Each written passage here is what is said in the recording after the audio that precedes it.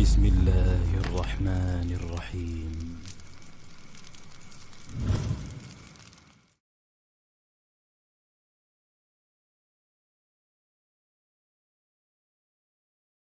بسم الله والصلاة والسلام على رسول الله وعلى آله الطاهرين أما بعد اللهم اشرح لي صدري ويسر لي أمري واحلل عقدة من لساني يفقه قولي. Donc je voulais vous décrypter une vidéo sur le sujet que je vais aborder tout de suite et je me suis dit pourquoi me prendre la tête à traduire une vidéo qui va expliquer donc une partie du livre d'Ézéchiel. D'accord, sachant que je peux directement aller vers la traduction et essayer de vous montrer ce que dit donc l'Ancien Testament, d'accord, concernant les événements, sûrement les événements qui arrivent, parce que nous sommes à la fin des temps. Ceci n'est pas anodin, nous sommes au temps de Gog et Magog, nous sommes aux grands événements. D'accord, les signes majeurs de la fin des temps.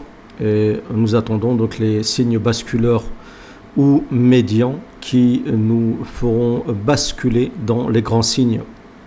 Donc certains auront pour objection de me dire comment peux-tu utiliser des textes de l'Ancien Testament, de la Torah, pour aller dans ton sens, pour nous démontrer certains faits eschatologiques et je dirais même certains faits actuels, tout simplement parce que le prophète l'a permis dans un hadith où le prophète a dit hadithu an bani Israël wa la haraj, donc rapporter des enfants d'Israël, il n'y a pas de mal, d'accord, à condition que ceci, comme l'ont dit les ulama, ne soit pas en contradiction avec le Coran et la Sunna. Et vous allez voir qu'au contraire il y a une concordance entre les textes, certains textes, en tout cas eschatologiques de la Torah et les hadiths du prophète, les faits, et aussi tout ce qu'on a vu et tout ce que j'ai dit concernant l'eschatologie et qu'on a vu sur Patreon en détail. Et les gens qui me suivent sur Patreon le savent très bien, et ce n'est pas un clin d'œil pour que vous veniez vous abonner sur Patreon. Donc, alors, ici, vous avez donc un prophète qui s'appelle Ézéchiel. Le prophète Ézéchiel est un prophète comme Daniel, comme d'autres prophètes qui a eu des visions, qui prophétisent des événements futurs, d'accord ? Donc, vous avez dans ces passages-là, vous allez voir des versets qui non seulement annoncent, vous montrent donc, la dangerosité, vous montre le fait que le camp eurasiste est sûrement le camp de Gog et Magog, comme je l'ai démontré à plusieurs reprises de différentes manières, en vous montrant le mur de Gog et Magog, ensuite en vous expliquant les hadiths relatifs à ces peuplades donc issus du monde septentrional. Ensuite avec l'actualité et en passant par Dugin et ainsi de suite. On pourrait y rajouter aussi Imran Hussein.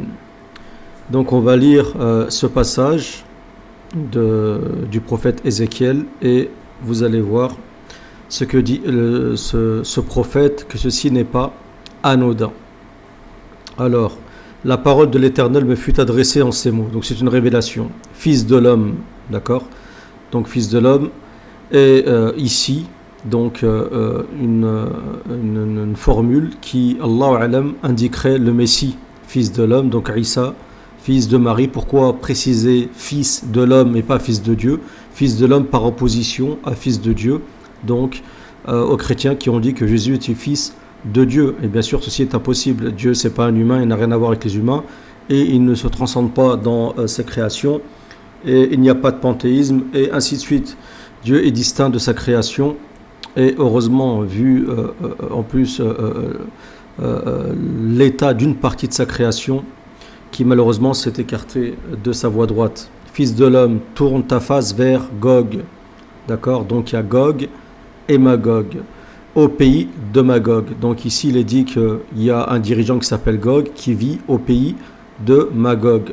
Moi, mon avis, c'est que Gog et Magog, de toute façon, sont des entités qui sont issues du monde eurasiste et qui sûrement aujourd'hui se représentaient, et sûrement vers la fin des temps, par la Russie et par la Chine, dans un premier temps par la Russie, et ensuite vers la finalité, quand il y aura Isa alayhi salam, Al-Masih alayhi salam, ce sera le tour de la Chine avec la route de la soie. Vers le prince de Roche. Roche, ça nous fait penser donc à la Russie, le prince de Russie. Ras, Roche, parce que Roche, on sait que le Chine, on l'a expliqué en arabe, c'était le Sin, donc russe, c'est la même racine de Mesher, il y en a qui disent Mesher c'est Moscou, et de Toubal. Toubal disent que certains que c'est la Géorgie, d'accord, une ville en Géorgie, c'est Tbilissi, Wallahu a'lam. Donc en tout cas, on est en Russie. Et la Géorgie, peut-être qu'anciennement, ça faisait partie de la Russie, il faudrait vérifier. Et prophétise contre lui. Donc, ô toi Ézéchiel, prophétise contre Gog. D'accord ? Tu diras ainsi par le Seigneur l'Éternel, donc Allah, voici j'en veux à toi, Gog. C'est-à-dire que Dieu en veut et est énervé donc contre Gog, prince de Roche, de Mesher et de Toubal. Je t'entraînerai. Donc on a vu on l'a expliqué à plusieurs reprises que lorsqu'Allah Azza wa Jal parle de la bête, lorsque Allah Azza wa Jal parle de Gog et Magog, lorsqu'Allah Azza wa Jal parle des serviteurs, de ses serviteurs ibadan li, des serviteurs qui vont aussi et qui sont ces serviteurs-là, qui vont s'emparer de la Palestine et qui vont faire un massacre en Palestine, notamment sûrement à l'égard ceux qui habitent en Israël et en Palestine, ceux qui sont parmi les colons, d'accord. Donc ce serait bien qu'ils écoutent cette vidéo.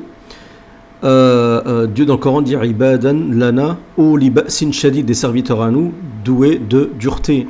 Et Dieu dit à Isa alayhi salam, va sur le mont Thor car j'ai sorti des serviteurs à moi, ibadan li, tu ne peux rien faire contre eux, d'accord. Donc on voit que lorsque Dieu dit, et Dieu dit aussi je sortirai une bête de terre, akhrajna, leur sortiront une bête de terre. Donc ici vous voyez que c'est Dieu qui fait, mais ça ne veut pas dire que c'est Dieu qui est derrière toute chose, d'accord. C'est comme l'a dit l'acteur suprême, tout à fait normal, rien ne se fait sans son aval. Donc c'est pour ça que lorsque sont envoyés Gog et Magog, ou Gog, d'accord, ceci se fait par la permission de Dieu, d'accord. Donc c'est pour ça que Dieu dit j'entraînerai et je mettrai une boucle à tes mâchoires, d'accord.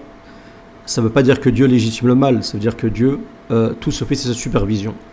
Comme Satan d'ailleurs, lorsque Dieu dit à Satan, qui est quand même le chef du mal, et dit va toi et ta horde, donc et tes hommes et tes fantassins équidés, va égarer donc les humains et les djinns. Je te ferai sortir toi et toute ton armée, chevaux et cavaliers, d'accord, tous vêtus magnifiquement, troupes nombreuses portant le grand et le petit bouclier, d'accord, tous maniant l'épée. Et avec eux ceux de Perse, alors que ici dans la Bible on parle d'épée parce que c'était à l'époque ancienne.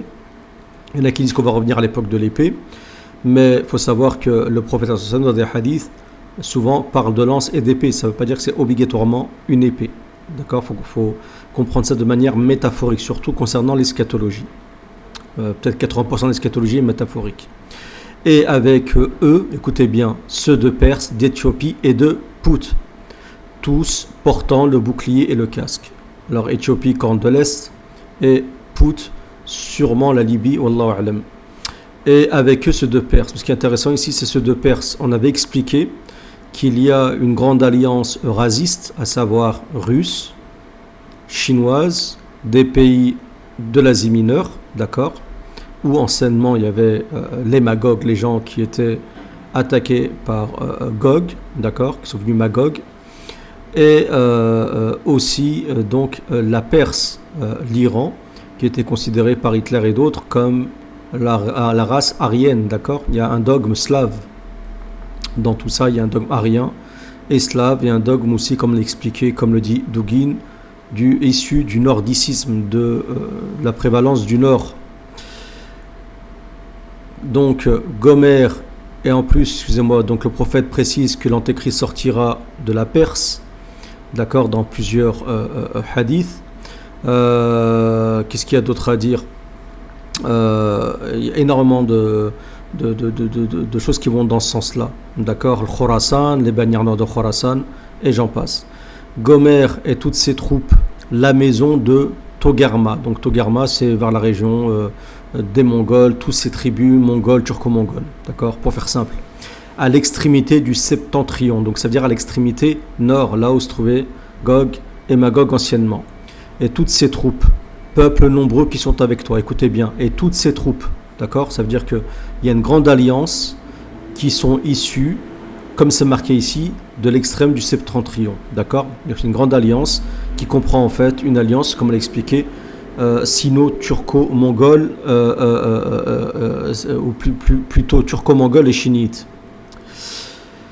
Donc Gomer et toutes ses troupes, la maison de Togarma, et toutes ses troupes, peuples nombreux qui sont avec toi, prépare-toi, tiens-toi prêt, toi et toute ta multitude, donc ils seront nombreux assemblés autour de toi, sois leur chef. Donc ici sûrement ce prince de Roche qui soit leur chef, donc sûrement le chef de Russie, peut-être Poutine, Allah alam, ou peut-être quelqu'un après Poutine, c'est pas impossible même que ça soit Poutine, Wallahu alam, c'est fort possible, mais on ne sait pas. Et j'ai toujours dit que dans l'alliance eurasiste, la tête pensante c'était la Chine et le bras armé c'était la Russie et aussi la Perse. La Perse qui vont bientôt aussi montrer leurs muscles, surtout avec ce qui se passe aujourd'hui. Après bien des jours, tu seras à leur tête dans la suite des années. Donc c'est-à-dire que ça va s'étendre sur plusieurs années. Dans la suite des années, tu marcheras contre le pays, écoutez bien, contre le pays dont les habitants échappés à l'épée auront été rassemblés d'entre plusieurs peuples, donc ici il s'agit des Juifs qui viennent de plusieurs peuples, sur les montagnes d'Israël, longtemps désertes. D'accord, ça c'est les colonies qui sont installées sur les montagnes d'Israël. Donc ça veut dire que c'est possible que c'est pas maintenant, c'est possible que c'est dans plusieurs années, mais on est toujours dans la même configuration. C'est mon avis. Retirés du milieu des peuples, ils seront tous en sécurité dans leur demeure avant que vienne ce qu'on appelle Wa'dul Akhira. Et c'est là où vous allez voir que Bassem Jarrar était pertinent avec sa date de 2022 lorsqu'il a parlé de Wa'dul Akhira, parce que Dieu, que lorsqu'il parle de Wa'dul Akhira, fait la relation dans Surat al-Isra avec donc Israël, d'accord, Ben Israël, mais ici dans Ézéchiel, la relation avec qui? Avec Gog, chef de la Russie, de Roche, prince de Roche, d'accord. Et lorsqu'on regarde la configuration actuelle, on se rend compte qu'il y a une grande partie des Juifs, quelques Juifs, je ne sais pas exactement le nombre, mais notamment les Lubavitch, Abad, Hassidiques, ainsi de suite, qui sont avec Poutine et qui sont en train de s'infiltrer dans les pays des Émirats Arabes Unis, du Golfe Persique, mais aussi d'Arabie Saoudite. Ils sont tous de la même obédience, hein, Abad, et c'est eux qui préparent le terrain donc pour cette hégémonie eurasiste, dont les Perses. Rappelez-vous de ceci. Wallahu a'lam, bien sûr. Donc, Wa'dul Akhira a commencé quand? Lorsqu'il y a eu le conflit entre le nord et le sud, entre l'est et l'ouest, entre la théocratie et la thalassocratie, entre l'eurasisme et l'atlantisme, on est d'accord. Alors, tu monteras, tu avanceras comme une tempête, tu seras comme une nuée qui va couvrir le pays. Donc, c'est-à-dire Israël, toi, Israël et la Palestine. Quand je dis Israël, c'est parce que c'est selon la configuration actuelle. Toi et toutes tes troupes, et les nombreux peuples avec toi. D'accord? C'est-à-dire tous les peuples, c'est une coalition de plusieurs peuples, en général des peuples, c'est des peuples eurasistes, avec les Perses. Ainsi parle le Seigneur l'Éternel. En ce jour-là, des pensées s'élèveront dans ton cœur.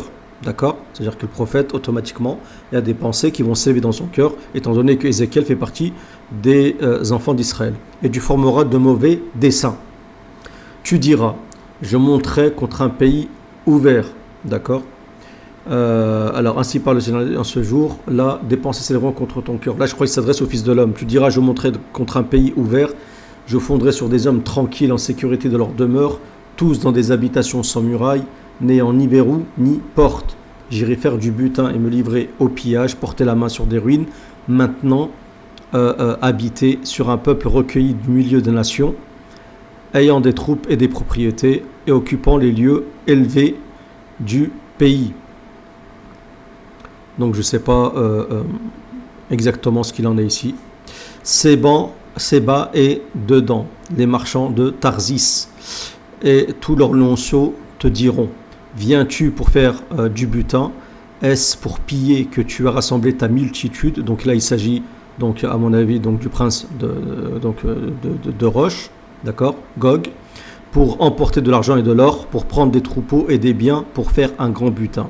C'est pourquoi prophétise, fils de l'homme, et dis à Gog, d'accord, c'est pourquoi prophétise, fils de l'homme, et dis à Gog: ainsi parle le Seigneur l'Éternel, oui, le jour où mon peuple d'Israël vivra en sécurité, tu le sauras, d'accord. Donc ça veut dire qu'il y aura une période de sécurité qui s'en suivra par une période comme ça, de colonisation, ou je ne sais pas comment on peut qualifier ceci, de guerre, ainsi de suite. Tu t'avanceras contre mon peuple d'Israël comme une nuée qui va couvrir le pays.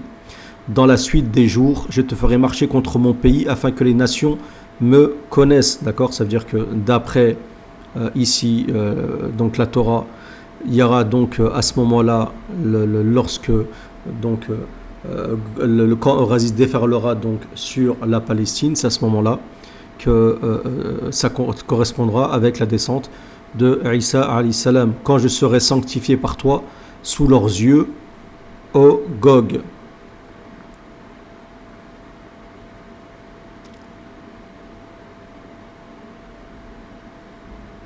Donc là, tu t'avanceras contre mon peuple d'Israël comme une nuée qui va couvrir le pays. Dans la suite des jours, je te ferai marcher contre mon pays, d'accord, afin que les nations me connaissent. Ainsi, quand je serai sanctifié par toi sous leurs yeux, ô Gog, d'accord. Voilà, donc c'est à ce moment-là que Allah Azza wa Jal sera sanctifié, à ce moment-là, d'accord, lorsque Gog se précipitera donc sur la terre de Palestine. Ainsi parle le Seigneur l'Éternel: est-ce toi de qui j'ai parlé jadis par mes serviteurs les prophètes d'Israël qui ont prophétisé alors pendant des années que je t'amènerai contre eux en ce jour-là où Gog marchera contre la terre d'Israël? Donc là c'est clair, dit le Seigneur l'Éternel, la fureur me montera dans les narines, d'accord. Donc ça veut dire que ce sera une cause qui fera qu'Allah Azza wa Jal sera très énervé, ce qui prouve ici aussi qu'il y a de la métaphore concernant le dogme dans la Torah. La fureur me montera dans les narines, d'accord. Dieu n'a pas de narines.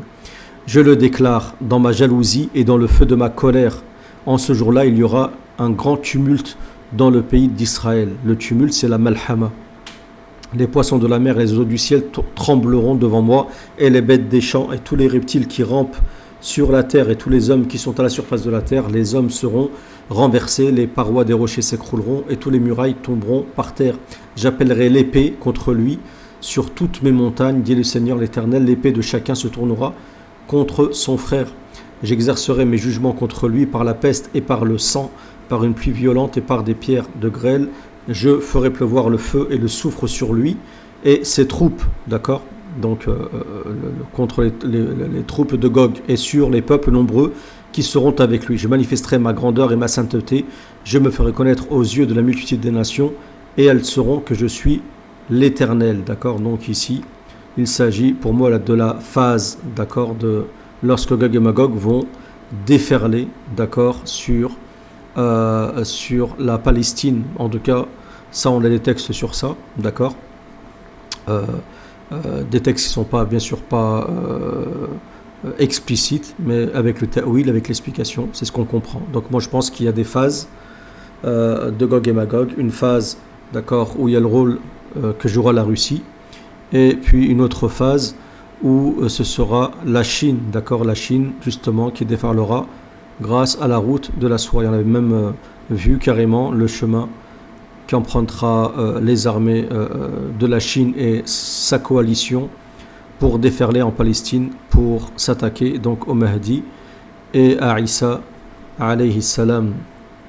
Wallahu a'lam. En tout cas, c'est ce qui est à retenir de ce texte d'Ézéchiel pour moi, c'est la présence de Gog et Magog, la relation avec la déferlante en Palestine, d'accord, ce qu'on appelle Wa'dul Akhira, la dernière promesse, où c'est très bien expliqué dans la sourate Al-Isra que des gens très durs, Uli ba'sin shadid, où Dieu dit Fajasu khilal ad-diyar, ils se faufileront entre les demeures وَكَانَ وَعْدًا مَفْعُولًا, c'est une promesse réelle, véridique, qui se déroulera sans aucun doute.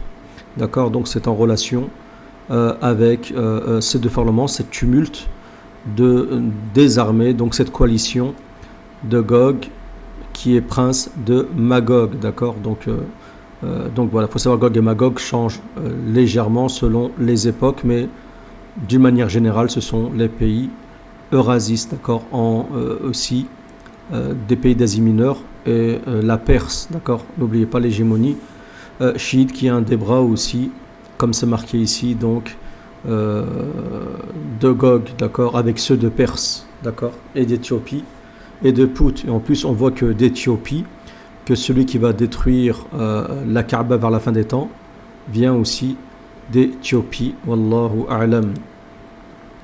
Donc voilà, c'était une courte vidéo, mais qui pousse à la réflexion.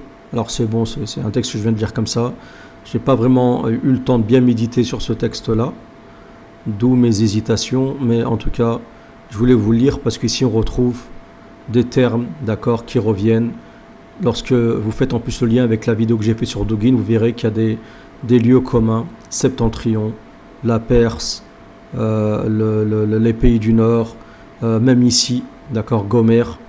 Regardez sur internet qui est Gomer, la maison d'Autogarma, vous allez voir qu'il s'agit des pays eurasistes, d'accord, de certains pays de l'alliance, ancienne alliance turco-mongole. Donc en espérant que cette vidéo vous a plu, si c'est le cas, mettez un j'aime, partagez-la et n'hésitez pas à réagir dans les commentaires avec respect et me donner votre avis. Et si vous avez plus de science dans ce sujet-là ou plus d'informations, n'hésitez pas à me les donner dans les commentaires. Je vous remercie pour votre écoute. رسموا طريقا للتبرج لا يضيعه الشباب يا أختنا هم ساقطون إلى الحضيض إلى التراب